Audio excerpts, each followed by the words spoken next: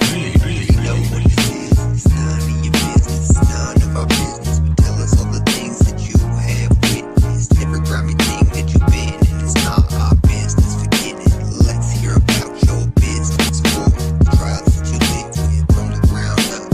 Please tell me how you did it. Welcome, my friends. It's none of your business. It's none of our business. Forget it. I'ma ask anyway. Give me play by play of how you paved your way. How a simple idea changed the whole freaking game. Somehow became a source of steady pay. What would a youngin' you say? Told about today. How the gods are gonna freaking change. Would you believe in the dream or not believe a thing? Like what is this? It's none of your business. None of your business. Business. None of your business. Business. None of your business. Welcome, guys. This is the None of Your Business podcast, and this one's a real big honor. Jim Wendler. I've been following him for about 6 to 7 years now. I got into the 531 program, the very first program that I actually took serious in the gym, and it helped me transform my life. And today was a huge honor of getting to meet him, even though it was over a Zoom call, and talking with him for over an hour. Unfortunately, I told my boss that day that I would cover a shift, so I had to end the conversation that me and Jim were having. But this is a true honor. Jim, he talks about giving back to the community, being fully self-supporting, and just doing the next right thing and trying to better your community. Jim is a family man. Him and his wife have a great team, and their family is doing amazing things in London, Ohio, and for me personally, nationwide. When I came across Jim's program, it was shortly after I got clean and sober for the first time. Living a life of destruction and that incomprehensible demoralization. And, having the principles of 531 imprinted into my life, it changed my life. So Jim and the Wendler team and family, thank you, and I appreciate your time, and I hope you guys get as much value as this as I do. Thank you.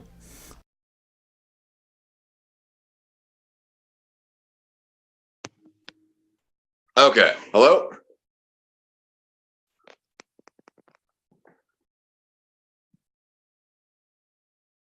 Can you hear me? All right. Yeah, I can hear you a little better. All right. I don't know what the fuck is going on. That's super weird. Sorry about that. No, it's all right. It's what happens with the. Right. Yeah, I just did it on my phone instead. So, I don't know what's going on with my laptop. So I appreciate you taking the time and Yes, doing sir. this. Yeah. Definitely an honor to have you here. So who are you and what do you do?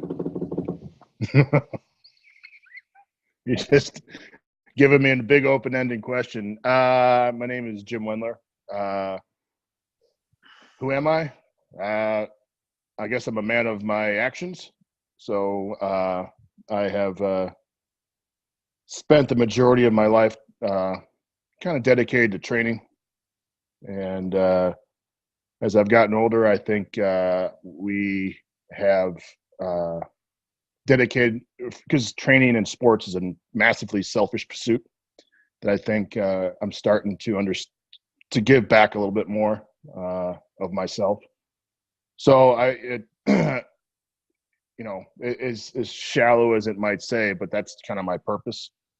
Besides being a father and a husband, is to spread the good word. Dr. Ken Leisner just passed away, and he was one of the few guys that were holding the torch. And I got to spend some time talking to him over the years. And so after his passing, you feel like I have to keep that spirit alive of training. So, but that's, you know, I don't have some great sense of immortality. Like I'm not sure I care how I'm remembered when I'm gone, other than to my wife and my kids and stuff like that, and my friends. But this is what I'm supposed to be doing. I'm not curing cancer. I'm not saving the world from AIDS or anything like that. So this is my little contribution to society. So I like that. plus, it's fun. It's what I know. It's one of the few things I know very well. I'm not a good cook, so yeah. So that's kind of, I guess, there's a thing that says, I think the meaning of life is knowing your purpose and then sharing your purpose, something like that. So there you go. I like that. So you're the author of 531. Yeah, yeah. I should have probably said that too. So when did you create that program? When did you start writing the book? I think the program is probably 2007 was when it wasn't published really until the first book until 2009. It had appeared in other forms, like when I was kind of working on it, maybe a year earlier or so. I don't know. I would have no way of knowing when it was. But it took about a year, 2 years, probably 2 years. Over 2 years to get all the little shit worked out. And it wasn't one of those things where you just draw it up and it's perfect as is. It took a shitload of experimenting on myself and a bunch of my friends. And I wish I would have kept them. I had like the original notes and spreadsheets that I had, and they've gone, who knows where they are now. But it took a little bit of time. I mean, 2 years is really not that long. Like we've had, it's taken me a little longer to do some different variations within the program that have taken longer than 2 years. So, I've been training since I've been 13. So that's 31 years. So 2 years is, a minuscule amount of time. I didn't. It's funny because I think it takes about 20 years to really kind of hit your stride within a normal feeling okay. And I think there's, once you start getting to 25, 30 range, then things really start opening them up. And I know it's probably frustrating for people, who want to. I've been doing this for 6 years. I know everything. And then I think about when I was doing it, because I've heard that before. I've been doing this for 5 years. I'm like, well, when I was doing it for 5 years, I was 18, and I wouldn't trust a fucking thing I said when I was 18. So, but anyway, it took me a little bit of time. But I had all those years prior of training and coaching and stuff that people helped me out. So I had all that to draw upon. And so it was again, it was done selfishly because I wanted to do something for myself that I could have a very black and white way of going through things. And then over the years, you start, molding and twisting and stuff, as long as it stays within the principles of the things I wrote. Because that was the first part of the book, was the principles. It wasn't the sets and reps that people get, because we've done the 5-3-1 program with sets of 10 and sets of 8 and sets of 20 and sets of 15, working with people. So it has nothing to do with the sets and reps. It would just happen to be a great name for a program. It had to do with the principles. And I've said that, since day one, and and more people would understand that, I think the better off they'd be. So. I agree. I first started getting into lifting about when I was 19, so about 6-7 years ago. Okay. And in that there was like 6 months that I was just going in the gym, trying to write it down on a notebook. And he basically was a mentor to me. He was doing your program and he suggested I read your book. And then I downloaded one of the 531 apps on my phone, and I got into it, and the simplicity of for me, somebody who's didn't really work out, You need to be pushed in the right direction. Exactly. Yeah. And said, Exactly. do this. That's why I did it, because I wanted that same kind of simplicity and clarity instead of just like, today I feel good. Well, fuck it. Some days you got to push a little, I wanted to have a plan every single day. Yeah. And, it's a good plan today is better than a great plan tomorrow. Exactly. And, for all, because, no program's perfect. That's the one thing I always kind of laugh about. It's like, well, it doesn't have this. I'm like, well, your program doesn't have this, asshole. So what do you want? Like, it's just the way it goes, man. Nothing, this utopia that people think seems to exist in training just doesn't work. I mean, you're going to have to sacrifice a few things. And, coming from when I started working with more and more people, you start seeing, well, this is how we can kind of incorporate some different stuff. So that's been a huge thing. Has been just the training of different populations, I guess is the best way to say it. So, from younger to older. So, and I should probably say from beginner to advanced. There you go. Yeah. That's a little better. Yeah. And it just, having the book and then having the app, it made it real simple. Instead of carrying around a notebook, you could have it on my phone. Yeah. And just do what the app tells me. I keep track, and it just, through that same concept throughout my years, I've experimented in different ways of training program, and I've adapted, other people's programs, but I still, when it comes down to it, I like the same principles of the 5-3-1. I sometimes do more aesthetics and strength training, and I really, I really like the program, and I'm honored that, when you said that you'd have an interview with me, I was like, oh, sweet. Like, this is, your program was really started off my lifting career. And I'm glad. You're welcome. Yeah. I appreciate the kind words. Yeah, no, thank you. So besides training, what do you do in your free time? What are your hobbies? What are my hobbies? Well, there's the biggest one is music. I play in a band, and I use that term loosely. It's just me and another guy. But with the age of modern technology, we can we record everything live. So it's just the guitar and drums, and then we go and add in the bass and the vocals and the other guitar layers and stuff later. So that's probably my biggest thing. I've been involved in music since I can tell you the day I first heard heavy metal, and it completely changed my life. It was one of those things I always like to joke about people. It's like when you're a 6-year-old and you see a pair of tits, and you're like, I don't know what those are, but I fucking want them. I remember hearing heavy metal for the first time, and I was like, I don't know what the fuck that is, but everything else sucks besides that. And so at a very early age, and that was in 3rd grade when I first heard like Blue Oyster Cult. So that's more like a rock thing, but Blue Oyster Cult was my first band. And then in 5th grade, I got introduced to Slayer and Celtic Frost and Venom, obviously Metallica and all those bands. So I don't know how old you are in 5th grade, 5th and 6th grade, maybe 10, 11, 12, something in there.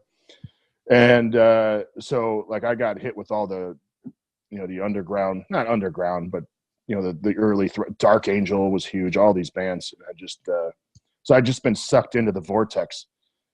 And since I've been a kid, and then I played in a band for a little bit in high school, not the band, a band. I played drums in just a sloppy fucking high school band, just whatever. And just jamming out with your buddies. Yeah, it was my parents' basement because I was a drummer. That's you always practice where the drummer is because you got all this shit to move. So, besides all the sports and shit like that, we did that. I don't know. I couldn't tell you all the specifics of how much we practiced because it was so long ago. Anyway, so to make a long story short, I learned how to. I'm sorry. That was my phone coming in. Oh, no worries. No. So anyway, to make a long story short, that's something I've always been involved in. I still have a huge collection I still play, a reasonable amount for someone who doesn't make any money. Oh, there you go. Sorry, that was my phone Yep. coming in. Yeah. All right. So anyway, to make a long story short, that's probably my biggest thing, other than just being a coach and being a parent and being a husband. And the other thing, I love reading, but that's just kind of normal shit. I'm not a terribly complicated person. My wife and I just we live under the radar because we like to relax a little bit. I'm not here to I don't know. I can't. I'm not good enough to be pursuing different things. Like I'm a rock climber now. It's like, dude, I barely am good at sports and strength training and figuring this shit out. I can't afford brain cells to be doing a lot of other stuff.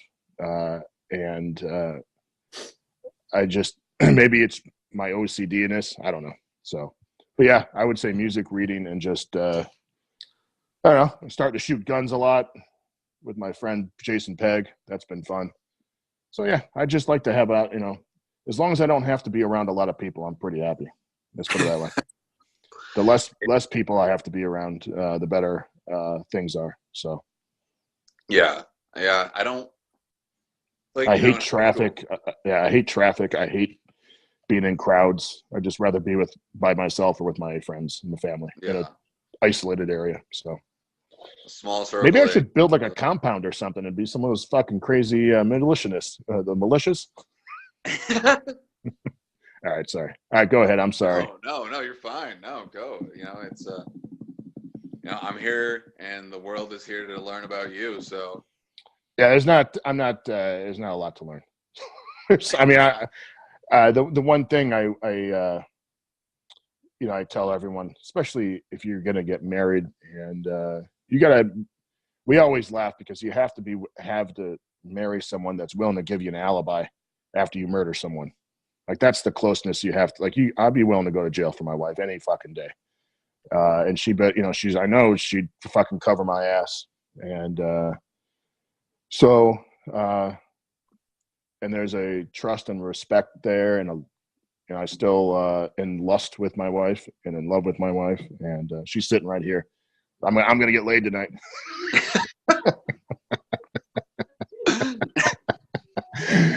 But, we kind of figured out a nice formula that works for us. But the basic idea is we eliminate the big stressors in our life, and that is financial stress.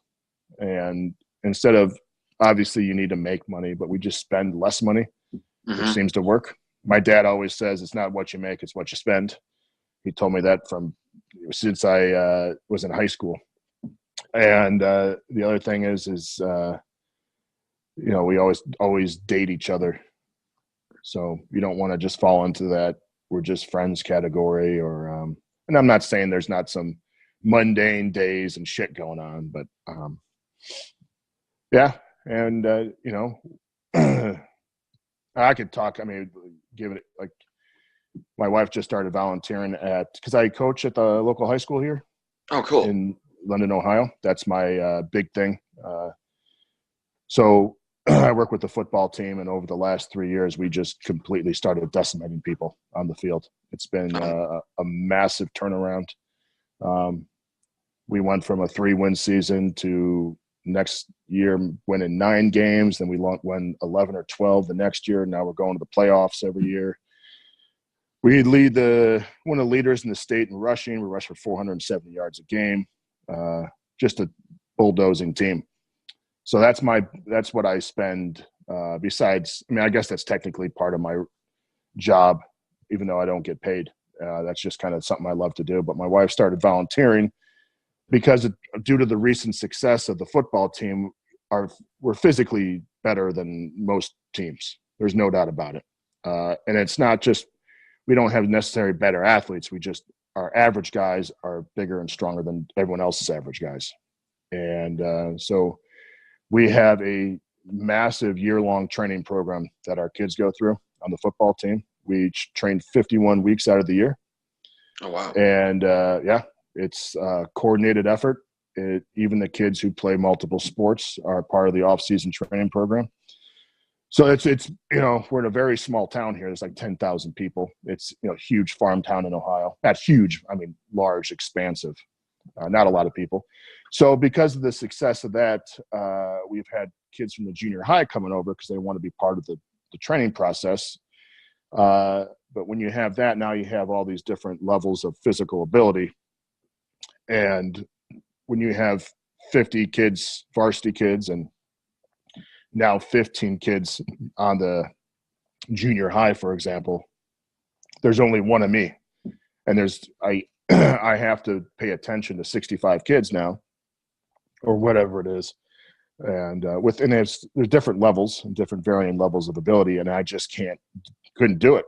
Because you had one kid who can't squat, literally can't do a bodyweight squat. And then one kid who can, deadlift 500 for 8. That's the discrepancy in kids. So anyway, to make a long story short, my wife's decided to start helping out, and it just started recently. So we're trying to build a comprehensive training and fitness program, physical culture for our schools here, for our athletes. So they have somewhere to go from point A to point B to point C to point D, instead of just doing whatever the fuck they want. Now, when our kids get out of junior high, they are ready to start training with how we train. There's a London football way of training. There's no doubt about it. There's expectations. There is a strength and conditioning and mental level that we expect out of our kids. And so we started doing this as a community, and it's awesome. So we're trying to do that and give back. But it's one of the few, we're trying to create a comprehensive unified training program in our middle school all the way to our high school. And it's been good. The response has been awesome. So, and plus the effects have been awesome. I mean, it's unbelievable how physically we can just kick the shit out of everyone, which I'm a huge fan of. I don't even care about winning or losing. I just want to fucking bury souls. I'm getting all pumped up now because I just want to, that's the only thing that's important to me is fucking, wearing the opponent on my blood on my body. So. Oh yeah. So how long have you been doing that for? Shit. 3 or 4 years now. Okay. How did you get into that? Well, it was, I had just finished writing the 5-3-1 Forever book, which is the latest book. And I went to go do a talk with Dave Tate. It was one of the things that we filmed. This was probably 3 or 4 years ago. I don't remember. And so I had just got done writing the book, but it hadn't been out yet. And my wife was pretty much sick of me because when I start doing a project, I'm a total fucking asshole. And I'm just unbearable to be with. My wife is very patient. I'm unbearable as it is. But then you start putting in a stressful situation in which my brain starts churning. Then I just become a fucking dick. So she kind of wanted me out of the house, let's just be honest. And so I went to go talk to Dave, and Matt Goodwin, who works at Elite FTS, he's their sales manager, I guess would be his title. His son was in junior high at the time. And Matt Goodwin said, hey, we need some help at the high school. Would you be willing to help? And I was like, give me the head coach's number. I'll call. And I'm like, it'd be kind of cool. And then I started thinking, selfishly, I was like, fuck that. I just basically write a book and then I just hang out for the rest of the year, right? It's nice. I don't have to do a terrible, that's oversimplifying it. But I'm like, I like my free time. And then I started thinking that it seems like an asshole thing to do to not give back to the community in some way. I think that's super important. I think the government fails us in every fucking way. And the best way to do that is with action through the local community. So instead of, waiting for the administration to hire a strength coach, I'll just fucking volunteer. We'll take care of that. Instead of waiting for the state to give us funds, we're just going to go fucking raise them. Instead of whatever. There's a million ways you could look at that. It's the same thing with schooling. We look at our schooling as a government failed, it's failed.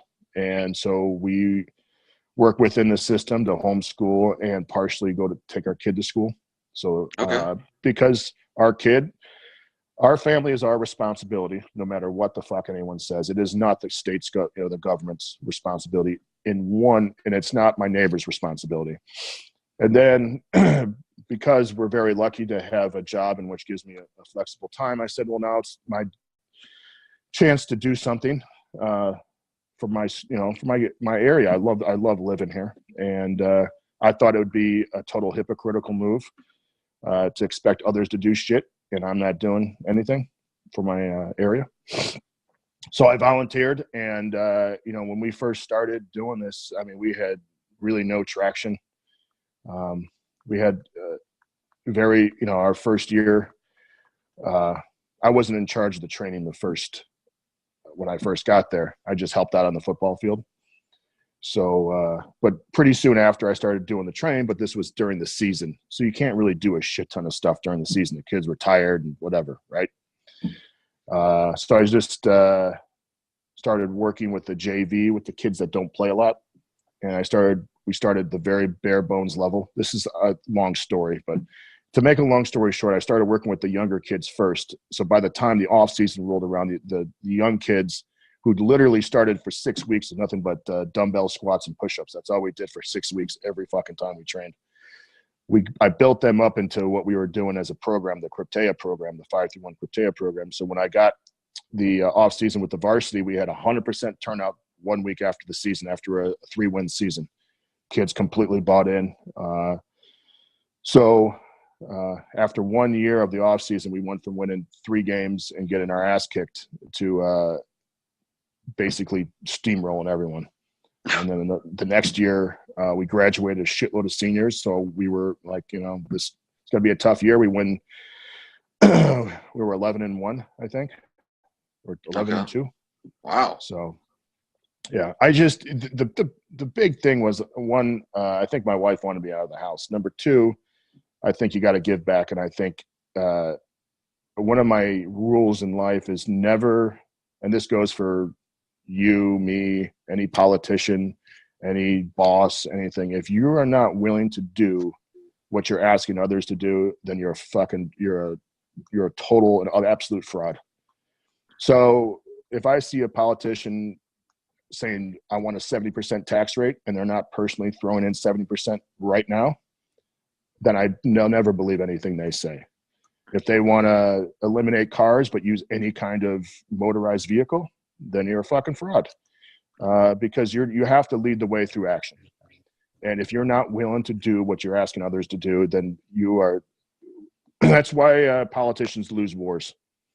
It's just the way it goes, because they're not in the thick of the battle. They've never never been asked to sacrifice something or do something. So there you go. I like that. I can definitely agree with you and relate with you on that. I don't like people in my life that are fake, fucking fronting, whatever. So we're very careful about who we let in, and it's not. I think we maybe get labeled antisocial, but I'm very social with my friends and my family. I just, and that doesn't mean I'm a dick to people. I just, the way that social media works, and this doesn't have anything.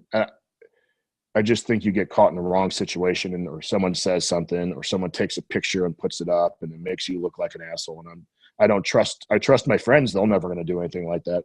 Yeah. And to me, I got too much to lose. I'm not saying I'm a celebrity, but I have a business, and I'm not, I want to make sure that the parents of the kids I work with, I don't tone everything down, I say, but I'm certainly not going to go take a video of me shitting on someone's yard. Yeah. I may do it, but I'm not going to video it. All right, fair enough. So, in your business or in your personal life, do you have any struggles that you want to share? How you overcame those? I don't know. I mean, I don't know how else you could do it other than just the one thing I tell my oldest son is, and I tell the kids at school, is it may not be your fault, but it's your responsibility. And I can't stand people who complain about stuff. So, and I'm not talking about like racism is bad. Like, you can complain about it, but I'm out of shape. Like, Jesus Christ, just shut up and do something about it. I just don't, it just drives me bananas. I'll never forget when I got taxed for the first time. And I complained to I was like the first time the book came out and stuff like that. I was like, Dad, I paid like 40% in fucking income tax. It's like, well, just make more money. Like, I don't know what to tell you. Like, seems easy to me. So that's how I've been brought up my entire life. Well, what do you want me to do about it? Yeah. I think that's probably the biggest thing is understanding that it's, shit's going to happen. It just, here's like a very funny, not funny. We came home from vacation, which we were very lucky to come, and we end up having a gas leak, a pipe burst, and our water heater break down all in the same day. Oh. And it's not like I didn't get cancer, Yeah. We didn't lose a child, but it's like, fuck me, come on, man. Like, all in the same fucking day. So we got all these people out here. And, you just realize, and then that just shit happens, man. And we try to control the things we can control. We can control our spending. We can control our attitudes every day we wake up. We can control the food that we put in our mouth. We can control how we spend our time, within reason.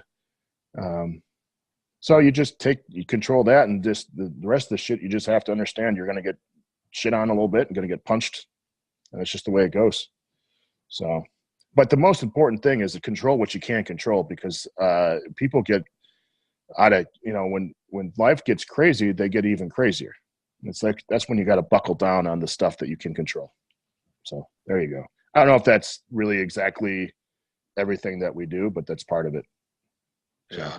So for you to buckle down and control, do you have habits, morning habits that you do for that success? Hey, you wake up, you fucking eat breakfast, you go to take your walk for the morning, and then you sit down and do your work.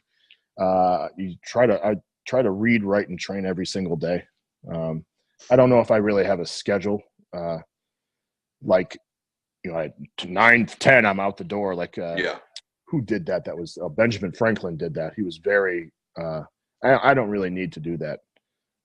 As long as I get my shit done, I'm pretty excited.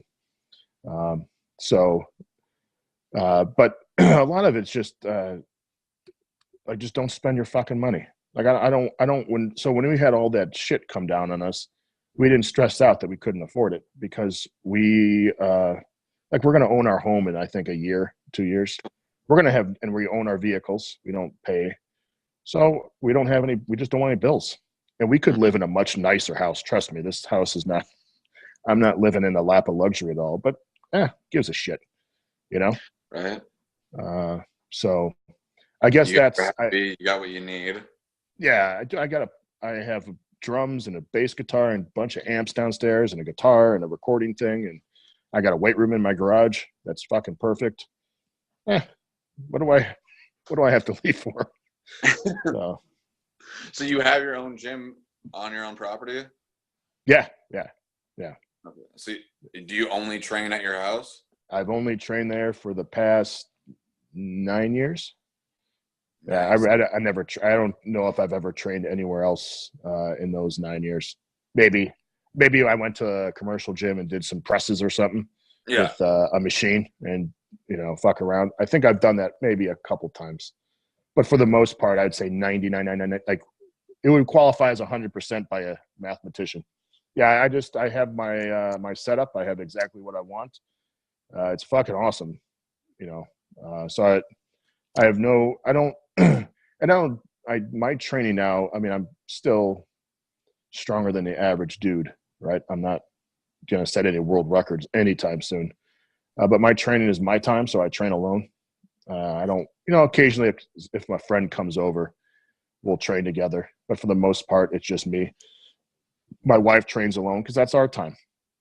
That's the time that I love doing something that, keeps me free, keeps my, keeps me a little tough, right? I do some stupid shit, especially if you don't have a spotter. You gotta tough shit out a little bit, which is fine with me. I don't care. People have asked me about that. I'm like, if that's my own fault if I get fuck up. But anyway, to make a long story short, I got and I have sleds and prowlers and stuff we take out, and we have a half-mile circle around where I live. So when we push the prowler to the sled, we just push it for a half mile, and so it works out good.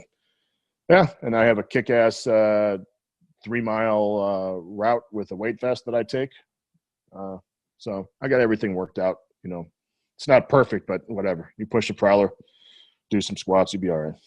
It fucking works for you. Yeah. I hate, like, the gym that I go to in my hometown, it fucking, like, sometimes there's like 1,500 people in there at once. Oh boy, I can't Yeah. even stand 2 people in the weight room at once.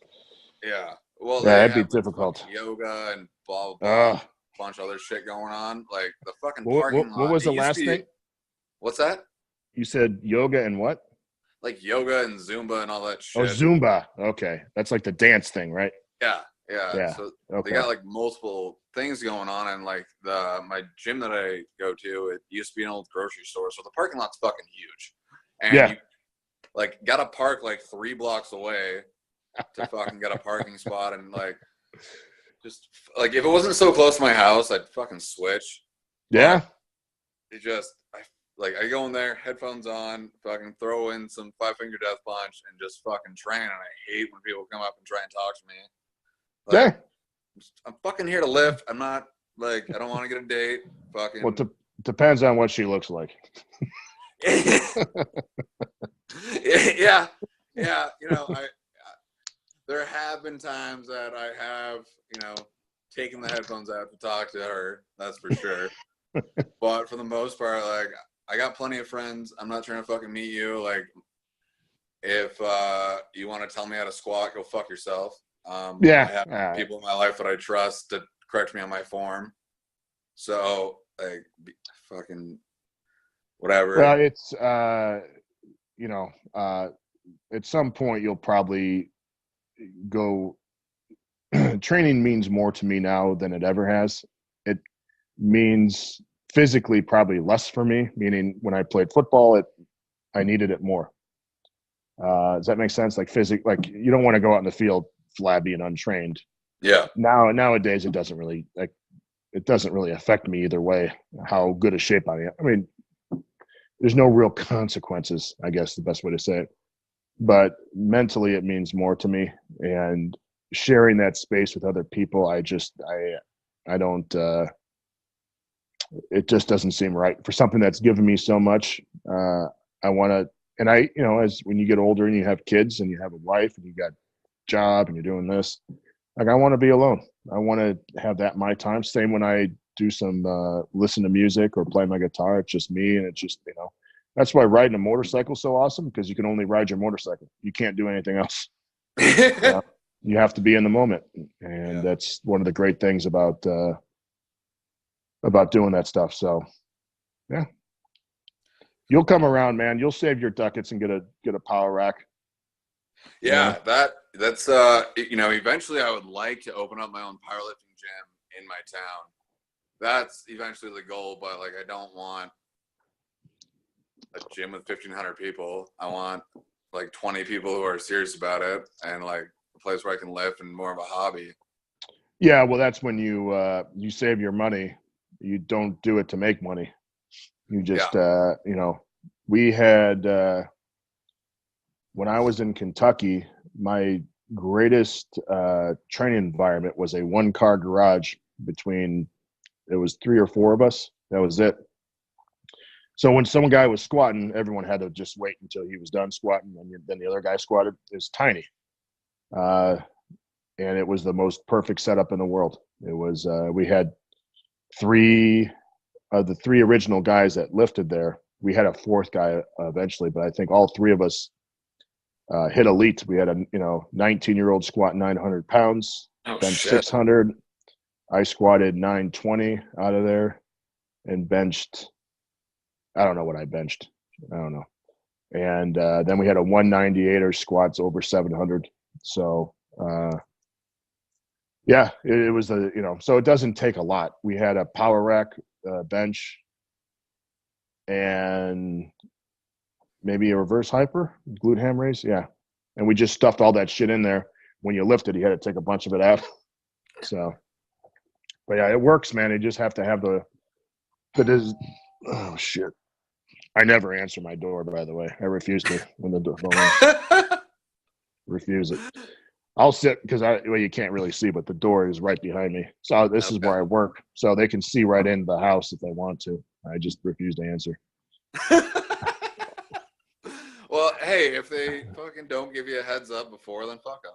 Well, I just the way I look at it is I pay my mortgage here. And if you're going around door to door sell stuff and you're not paying me, you don't pay your. Gotcha.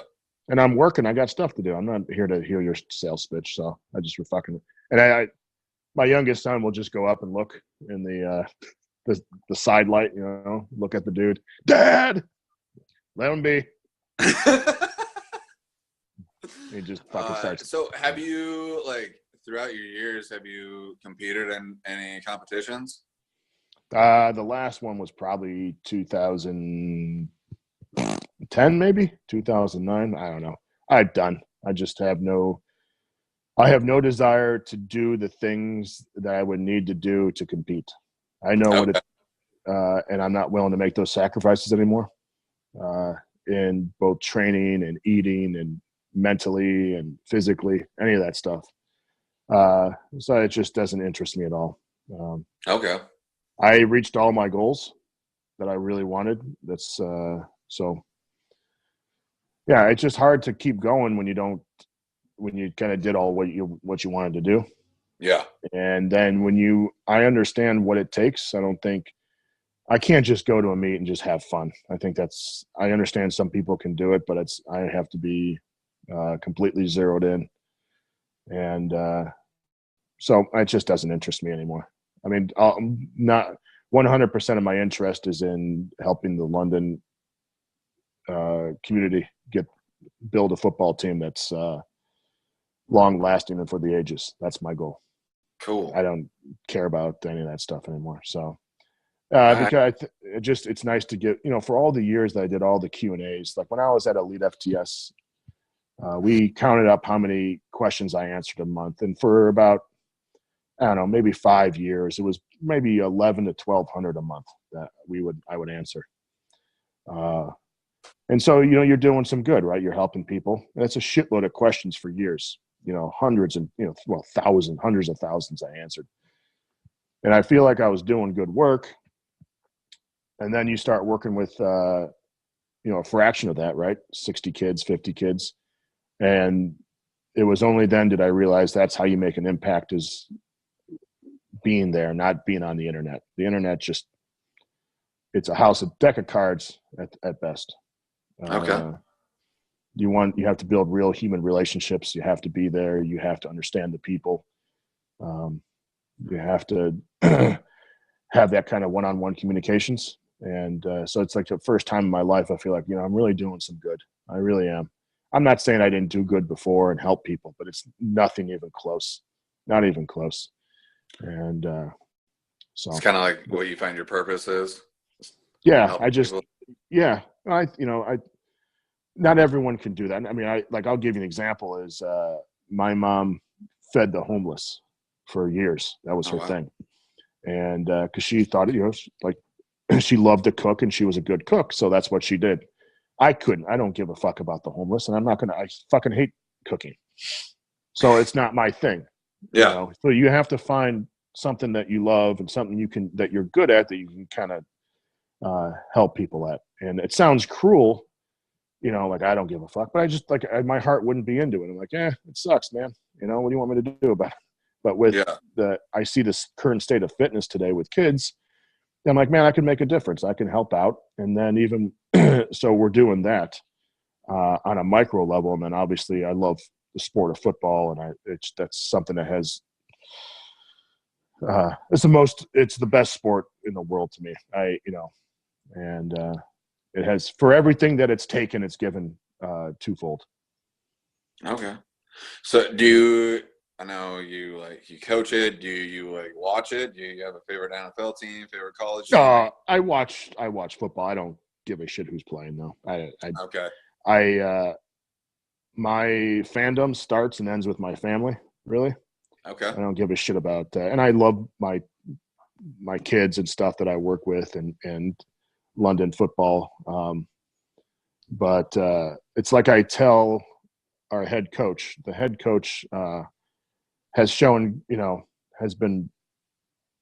It's hard to explain if you don't really understand this, but for a head football coach to give all the power about the training to me and not butt his head in, to have complete trust is very rare. There's very few people that do that because it's their team and they want to feel like they have a voice, and maybe so even whether or not their opinion is even relevant or educated, it doesn't fucking matter.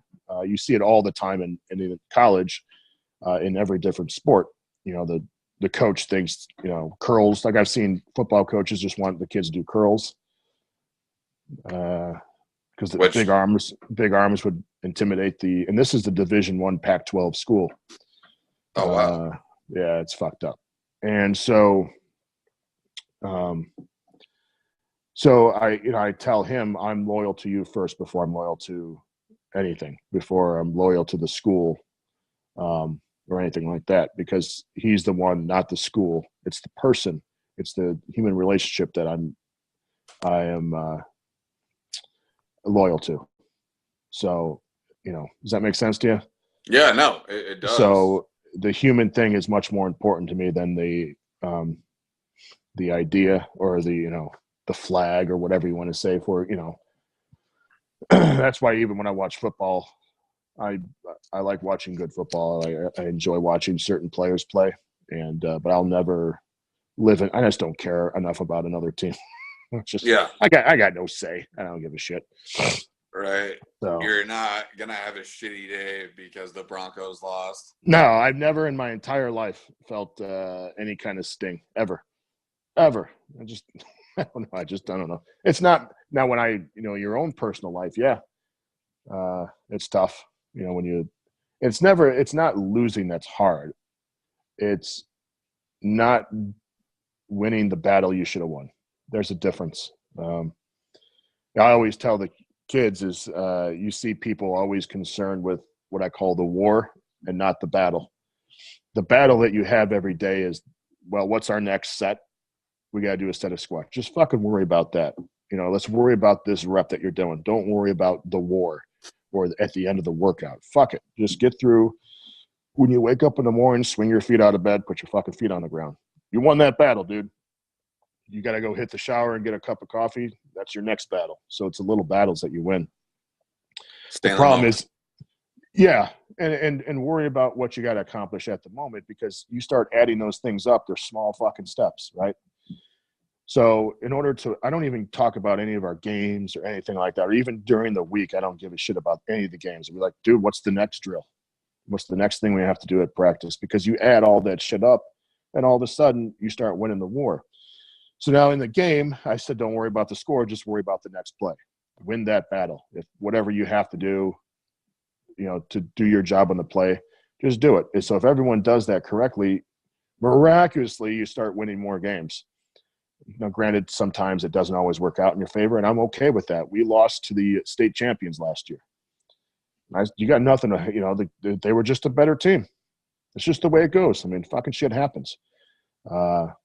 So the losses that sting aren't the losses that you maybe were to a better team or anything like that. It's when you don't give your greatest effort, or when you could have won the battle better. Okay. So there you go. So, you said that in your free time you do a lot of reading. Like, do you have favorite authors that you like? James Ellroy is the greatest author to ever live. Okay. So, that's not even up for a debate. So if someone says someone else, you're like, fucking loser. No. He's the best. I mostly read like mystery stuff like that. Stuff that I don't want to know how the book ends. And I was an English major, so I've read all the fucking bullshit, and I just want to read for pleasure. Okay. It'd be kind of like when you're playing football, for example, when you train for football, you got to do a lot of the shit in training that just sucks. right? A lot of stuff I didn't want to do, but you have to do. Now I do whatever the fuck I want, and I want to Okay. enjoy it. So when I was in college, I would read all these books I didn't really give a fuck about. Yeah. Now I just read shit that I just don't care. I have no, I don't pretend to be an intellectual with my, like, I'm reading Proust now. It's like, Okay. I'll read some Jack Reacher novels. I'll be okay. I Okay. don't need to be doing, spend a week with one sentence to figure out what the fuck he's trying to say. Yeah. I just doesn't interest me anymore. So Okay. I like that. yeah. I like Anyway, that. I don't know. I'm not. I'm not smart enough to figure a lot of that stuff out, and I would have to have some help, and I just don't care about it. So I'm happy Fair to be a simpleton in some ways. Yeah, but reading's a great thing, man. Yeah. They always told me to stop lifting weights and writing and reading. They would lead me to nowhere. Fucking assholes. Fuck them. That's why I'm very cautious with the advice that I get, and I've always been in my life because it's almost always wrong. And it's because people always have I'm not saying I should say when people seem to offer their advice, it's almost always wrong because it's coming from a fucked up worldview. First of all, who the fuck gives advice that's not asked for? But I think when I always followed my heart and my stomach a little bit, I've always been okay. So I didn't know how I was going to get to where I am today. I just knew I could. And so, but if I listened to everyone, I'd just be in some fucking sales job and,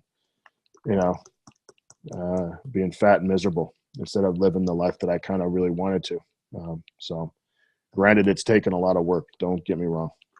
Yeah, you got to put in the work. You got to show up. Fucking people don't see all the shit behind the scenes. Yeah. I lived for years making less than $800 a month. That's not easy. So yeah, for 5 years, it's fucking miserable, man. Yeah. Especially depending on where you live, like fucking sometimes rent is just 700. Yeah, that's when you start. Turning tricks, going down to the, being a lot lizard down at the. I'm just joking. Yeah. So I know you said that you don't like taking advice. Do you like have 3 pieces of advice that you like to give? Well, people? see, you asked for it. That's different when people just offer their advice. You're like, Yeah. Boy, I don't even know. I would. It's I don't know who's going to be watching this. For married couples, I'd say that. How about this? Just live below your means is probably the number one thing, because when you're in debt in any way, shape, or form, you're a slave to your job, you're a slave to your boss, you're a slave to money. And I'm not saying I'm haven't been in debt before, but it's fucking shitty. That would be, in something of modern time, I think that's a huge thing. So if you can, somehow live a little simpler, save your money, find a better job or whatever you have to do. Because the worst thing is now you're just going to work to feed the debt demon, so to speak. I guess that's a horrible fucking name. So, and the other thing I would tell people is happiness is not easily earned. People always say they want to be happy and they want to be content. It fucking sucks getting there, man. You have to make a lot of sacrifices. There's a lot of time spent being miserable, trying to get to certain places. So that would be another piece of advice is, I don't know. I would assume most people want to be happy, or they want to give the illusion that they want to be happy. My wife and I talk about this all the time, how much work it's taken us to be, I don't want to say we're content, but we're where we need to be right now and we're good with it. And, in this industry that, the fitness or however, I think the best advice I'll give you is something that Dave Chappelle said is, you have to be upfront about how much of your soul you're willing to give. And so, what are you willing to do? How far are you willing to take it to succeed? And I don't mean that like, how many hours you work. It's, are you willing to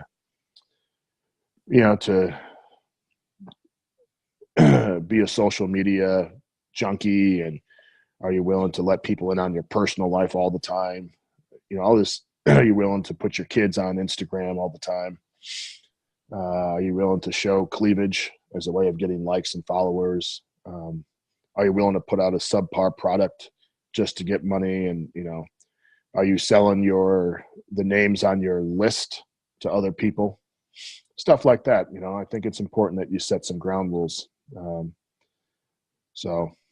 the other thing is people will smell a training phony, I think, a mile away.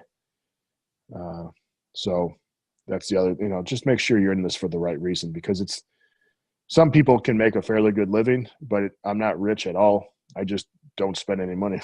Instead of having to whore myself out all the time, I just spend less money and just figure out how to work with that. So my privacy in my life at home and what I do is way more important than anything I do on the internet. And so as long as I find a way to help people and do what I can, I'm okay. I don't need to be immortal. Okay. I don't need to be the toast of the town or anything like that. I just don't care. It's just not something I'm terribly, I don't know. All I know is I'm fucking super excited that we're making a unified fucking training program in a goddamn school that no one else is doing. So we are doing good shit, and everyone else, they can say what they want, man, but we're doing good work. So we're going to have a fucking army of a goddamn assassins out there. So, we're already getting transfers in from people. You know that. Oh, fuck yeah. Yeah. Fucking London, Ohio. You couldn't even put it on a map. Shit. So, that's cool. Yeah. I fucking, like, my hometown's like 30,000 people. So fuck. But here's the thing. This is what drives me fucking bananas is I hear a lot from people like, hey, I wish we had a coach like you.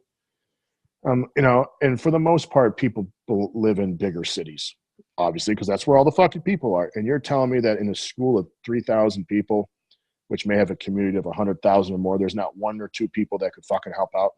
That's bullshit. Right. Bullshit. So, so I just find it kind of strange to me. And then there's, our next door neighbor here was a music teacher, and she does free shit all the time for the community and their church and stuff like that for music. So, there's someone just needs to be leading the charge in some way. And as soon as you give the power back to the community and keep it close, then it starts manifesting. It's like a good cancer. I see the parents doing shit that their kids are not even helping out with, their stuff that their kids are not even involved in it here. So it's starting to grow, and that's what I'm excited about. So, I got no skin in the game. I don't have a kid in the school. So you're just there to help. That's awesome. So, but anyway, there you go. That's awesome. There you go. So what right else? On. Well, cool. Well, I definitely appreciate you taking the time. I was 19 when I first started lifting. I just got a treatment for drug addiction and trying to find a new habit, routine or something. And getting introduced to your program, it kept me focused and it kept me going. And I go in the gym, I have a plan, I go down, I do my workout, and it just from, basically living in my car to, trying to find something different. Your program helped me so much in that aspect. So I wanted to thank you for that. Well, you are very welcome. I appreciate that. That's a fucking crazy story, man. And dude, I get it. There's a lot of people, and maybe not as drastic as you, that kind of needed some guidance, and I'm glad it gave it to them. You know, Yeah. it gave me guidance, and it was in a completely different way, obviously much less serious, but yeah. And you know how we talk about controlling what you can't control? That's something I can control. I know exactly what I'm fucking doing. There's no Yeah. guesswork. I wear the same fucking thing every single day. I never even I wear a black t-shirt and either shorts or pants. Black shoes, black socks, all the same. Everything's the same. And but I can, so I don't have to think about anything. When I go into training, I just, you know, I worry about my effort, not about what I'm doing. So I control it. There you go. Because there's two, like I said, the older you get and the more people you have in your life, the bigger your scope of your draw, the more fucking chaos there is. So, you know, I try to contain that a little bit. That's awesome. Before we go, do you want to, you know, is there like a website that people can go to, or they go to Amazon, like buy your books or anything? Yeah. Well, we're all over Amazon. That's been a huge thing. Our website, we have a blog. And we have a massive not massive. We have a very nice and operative web store with tons of gear. We update it frequently. We have all new designs coming out basically every season. All the books are on there. And what's the website called? That's jimwendler.com. So just my name.com. I have Facebook, a couple Facebook pages. So if you want to get updated on the blogs, you can. We also have a newsletter, which only goes out once or twice a month, maybe. Maybe 2 or 3 times a month, I should say. So we don't bombard people with stuff, because I don't like being bombarded with stuff. I have an Instagram page, which is just my name, I think, Jim Wendler. And I occasionally do like a open Q&A on there so people can write in. Because I don't type very well, my answers are very short and direct, which makes me laugh, because it's as much fun for me as I think it is for people to read, because I fucking laugh half the time. It's like someone said, what advice would you give to a natural lifter? I'm like, fucking take steroids. Because I don't want to have to type out 9,000 things. I got fat thumbs, and I can't, because the questions will come in. There'll be maybe 600 or 700 questions. I can't, and I always preface shit like, just don't ask me to write you a fucking workout here. Because there's entire, you want me to write, 155 pages. So there's, I do stuff like that. And so we got a shit ton of podcasts out. We are having a powerlifting meet that we're hosting now, the NOV meet in Topeka, Kansas. We're doing the Buffalo bar as the slightly cambered bar, the standing press, the strict press, and the trap bar deadlift. We have $7,000 of money given away, which is fucking huge. And we have beer vendors. We have food carts coming. I'm in charge of the music, so there's nothing going to be horrible playing there. So it's just going to be a good, so I think, and then we have a bunch of little things here and there, but it's exciting. It's awesome. $7,000 to, for a little meet is pretty insane. So awesome. When is that? That's a good question. I want to say that is in July. I'll have to. Hey, babe. Hold on one second. Hey, honey. Oh, my wife left. Yeah, that's all right. I don't know. So, but yeah, you can. We have we have our own NOV. So it looks like November meet. It's on Instagram. We can find it on my blog and stuff like that. So, yeah, you can come and get tickets to watch. We have a shitload of people coming to watch. And so, yeah, it's awesome, man. I'm very excited. Plus, it's in Kansas. I love the Midwest. It's where I was born and raised. I've lived on both coasts. No, I lived in the South. I lived on the West Coast. I've lived in the mountains, and I love the people here. They're good fucking people. I travel all the time. I used to. I don't travel as much as and these people will fucking greet you. They'll hold the door open for you. They'll say thank you. They'll look you in the eye.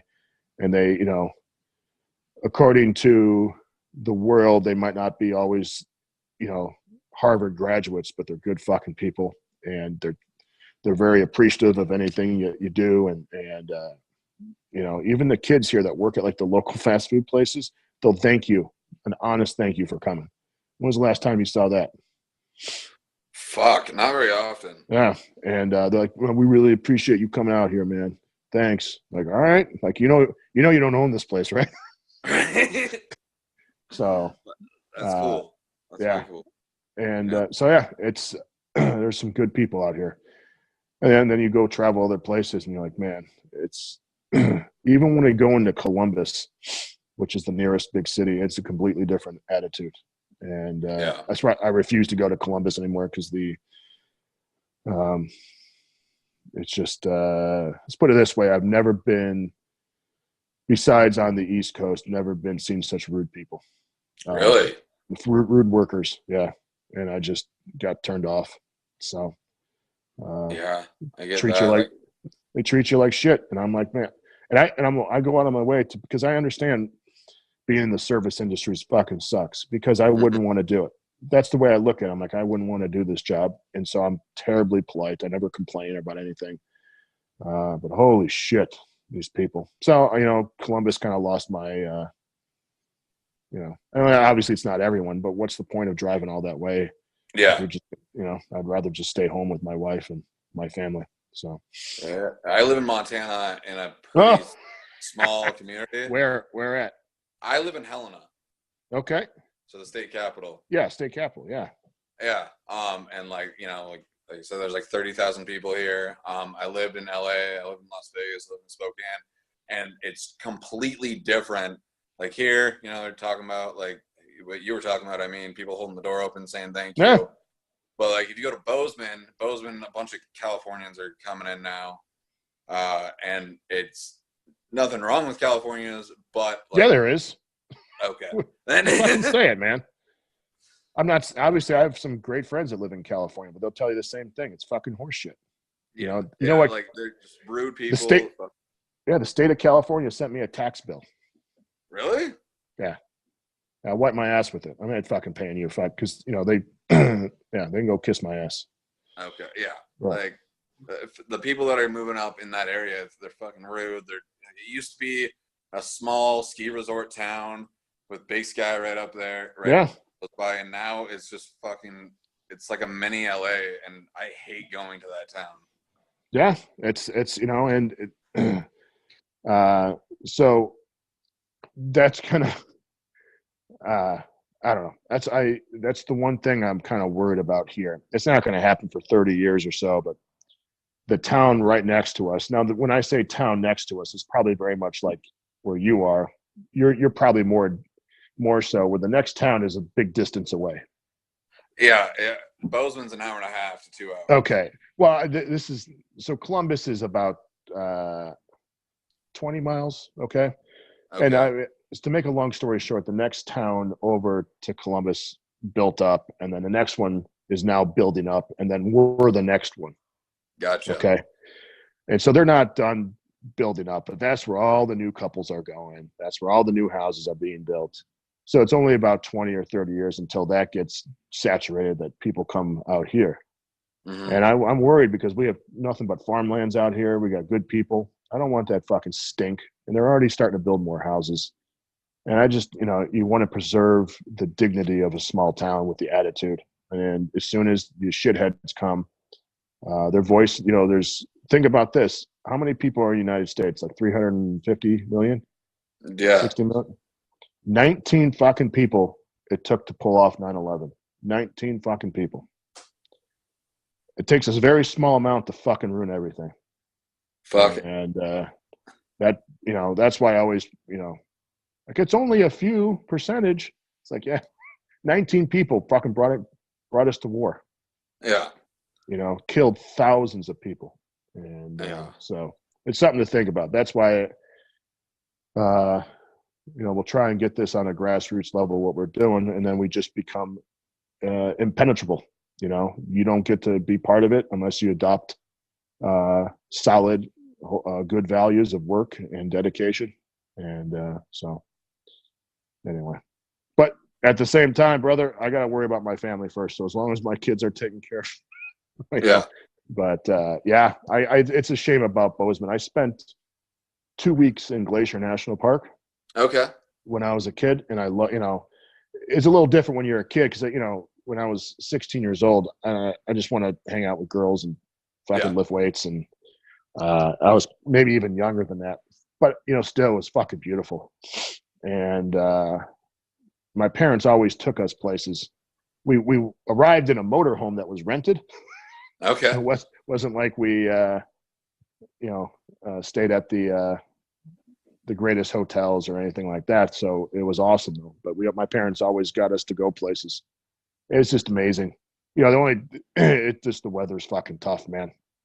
In Montana. Yeah.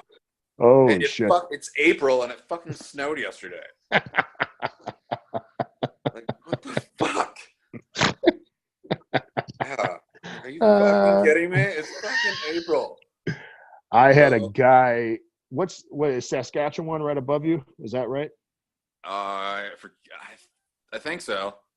Yeah, I had a guy pick up a power rack and like a glued ham raise and a bench or something from Saskatchewan and drove through Montana, drove all the way to come pick it up.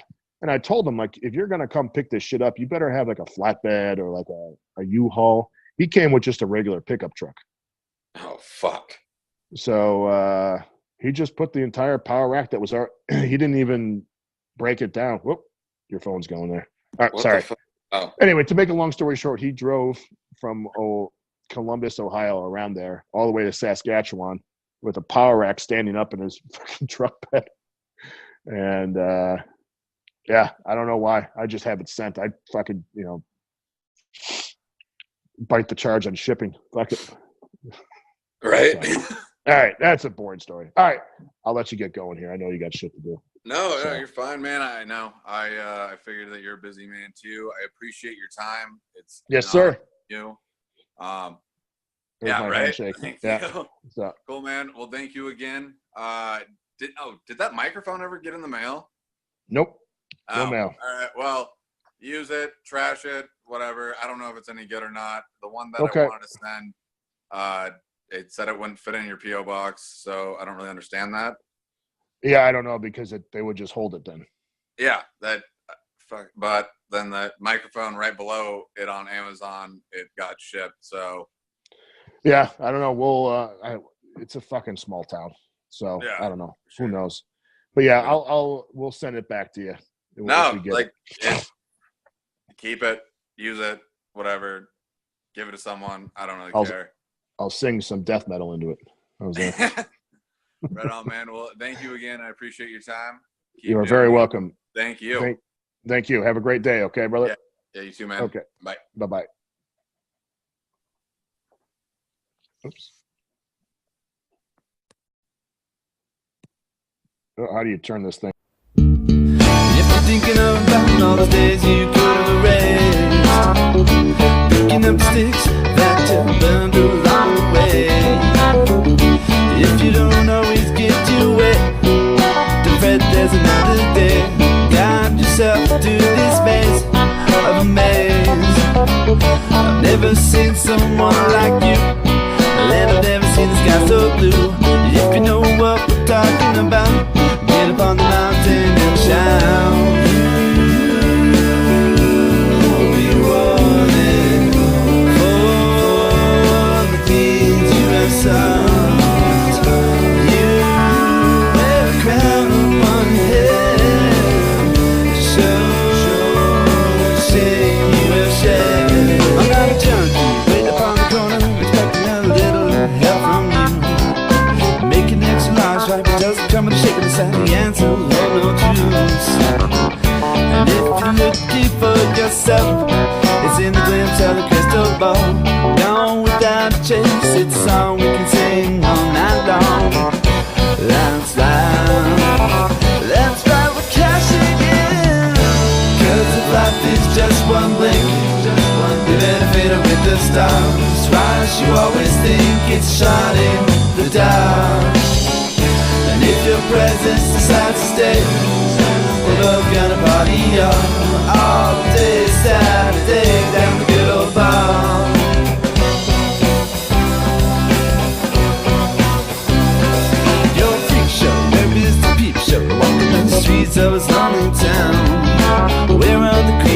down at the gate, but a song we can sing all night long. From truth, rhythm, drums, and the bass. We're coming from Montana, and it's all over your face without a doubt. You sing it out, you better make a choice and sing it out loud. You'll be rewarded for the deeds you have sung. You wear a crown upon your head, show the shame you have shed.